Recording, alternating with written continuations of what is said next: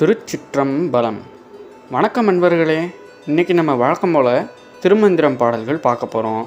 ஏற்கனவே 37 வரை பார்த்துருந்தோம். இன்றைக்கி 38, 39 பார்க்க போகிறோம். இந்த மாதிரி வீடியோஸ் உங்களுக்கு பிடிச்சிருந்தா சப்ஸ்கிரைப் பண்ணி வச்சுக்கோங்க. சரி, வாங்க வீடியோக்குள்ளே போகலாம்.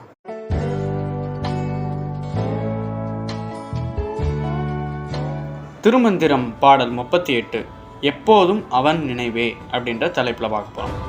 பிதற்று ஒழியேன் பெரியான் அறியானை, பிதற்று ஒழியேன் பிறவா உருவானை, பிதற்று ஒழியேன் எங்கள் பேர் நந்தி தன்னை, பிதற்று ஒழியேன் பெருமைத்தவன்தானே.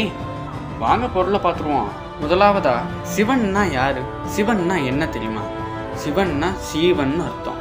அதாவது சிவன்னா ஜீவன் அர்த்தம். இந்த ஜீவனே சிவனா மாறுமா? அதான் திருமூலர் அவர்களே சொல்லியிருக்காரு. அதை வச்சு தான் இப்போ நம்ம பார்க்க போகிறோம். அதாவது இப்போ என்ன சொல்கிறாங்கன்னா, பிதற்றுதல், பிதற்றுன்னு சொல்கிறாங்க. பிதற்றுதல்னா பல காலமும் பேசியிருப்பது, நிறைய முறை பேசியிருக்கிறத பிதற்றுதல் அப்படின்னு சொல்லுவாங்க. அதான் அவர் சொல்கிறாரு, பிதற்று ஒழியேன். நான் அவரை பற்றி பேசிக்கிட்டே தான் இருப்பேன். ஏன்னா அவர் எவ்வளோ பெரிய ஆள் தெரியுமா? அவர் ரொம்ப மேன்மையானவர், அதிகாரம் மிக்கவர், அவர் ரொம்ப அருமையானவருங்க அப்படின்னு சொல்கிறாரு. அடுத்து, பிதற்று ஒழியேன் பிறவா உருவானே. என்ன சொல்கிறாரு?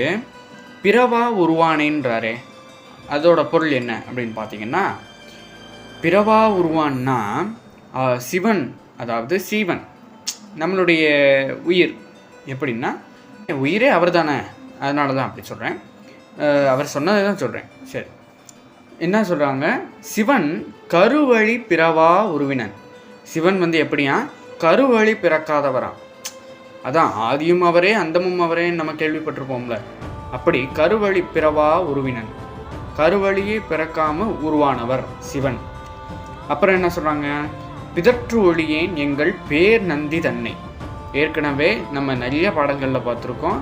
நந்தி அப்படின்னா சிவன்ற பொருள் அப்படின்ற குறிக்கும் அப்படின்றத நமக்கு கேள்விப்பட்டிருக்கோம். நம்ம வீடியோவாகவும் போட்டிருக்கோம்.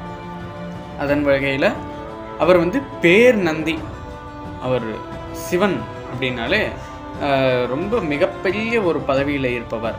அவரை நான் போற்றிக்கொண்டே இருப்பதை தான் என்னுடைய வேலையாகவே நான் வச்சுருக்கீங்க அப்படின்னு சொல்லிட்டு இந்த பாடல் மூலமாக ஐயா திருமூலர் சொல்கிறார். இதுவே இந்த பாடலோட பொருள். வாங்க அடுத்த பாடலையும் பார்த்துருவோம். பாடல் 39 எளிதாய் அருள் பெறும் வழி.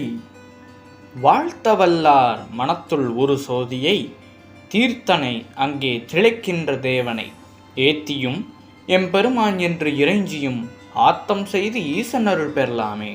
இங்கே திருமூலர் என்ன சொல்கிறாருன்னு பார்த்துருவோம். எதுவும் சொல்லித்தராரே. சொற்களுக்கான பொருளை பார்த்துருவோம். ஆத்தம்னா ஸ்நேகித்தல், விரும்புதல்னு அர்த்தம். தீர்த்தன் அப்படின்னா பாவங்களை அகற்றும் பரிசுத்தன் அப்படின்னு பொருள் தருதான். அதாவது தன்னை ஆராதிப்பவர் அகந்தோறும் அறிவென்னும் பேரொழியை அவன் கூட்டுவிக்கிறான். ஆஹா, என்ன சொல்கிறாராம்? அவரை போற்றிக்கொண்டே இருப்பவர்களுடைய அறிவில் ஒளியாய் விளங்குகிறார், அறிவு ஒளியாய் விளங்குகிறாராம். அவங்களுடைய ஆன்ம ஒளியை அதிகப்படுத்துகிறாராம். பாசப்பிணைப்புகளை நீக்கி அருள்கிறார். ஏன்னா முக்கியமாக இந்த யோகிகள் அவங்களுக்கெல்லாம் பாசம் அப்படின்ற அந்த இது கடைசி வர ஒரு டிஸ்டர்பன்ஸாகவே இருக்கும். அதை நீக்கி அருள்கிறாராம். வேற என்ன? பரிசுத்தனாகிய பெருமான் எனது போற்றுதலுக்கு உரியவன். உயிரிடத்து பொருந்தி இருப்பதில் அளவற்ற மகிழ்ச்சி அடைகிறவன் அவன். இந்த உயிரோடு பொருந்தி இருக்கிறதுல அவர் அளவற்ற மகிழ்ச்சி அடைகிறாராம். அவரை ஒரு தோழனா, எளிதாக அவருடைய தோழனா நினைத்து துதித்து அவருடைய அருளை எளிதாய் பெறலாம் அப்படின்னு ஒரு அருமையான ரகசியத்தை வெளியிடுறாரு ஐயா திருமூலர் அவர்கள். ரொம்ப நன்றி ஐயா. இன்னைக்கு உங்களுடைய அருள்னால 2 பாடல்கள் நம்ம அன்பர்களுக்கு பதிவு செஞ்சுருக்கோம். இன்னும் நிறைய பாடல்கள் இருக்குது. அதை அவங்க கேட்குறதுக்கு உங்களுடைய அருளை தாருங்கள். கேட்பவர்களுக்கு நல்ல அறிவை தாருங்கள், நல்ல தெளிவை தாருங்கள். நன்றி நண்பர்களே. இன்றைக்கி நம்ம 2 பாடல்கள் பார்த்துட்டோம். நம்ம ஏற்கனவே போட்ட பதிவுகள் எல்லாம் போய் பாருங்கள். இந்த ஸ்க்ரீன்லேயே தெரியுது பார்த்தீங்களா? இதை நீங்கள் தொட்டாலே போதும்.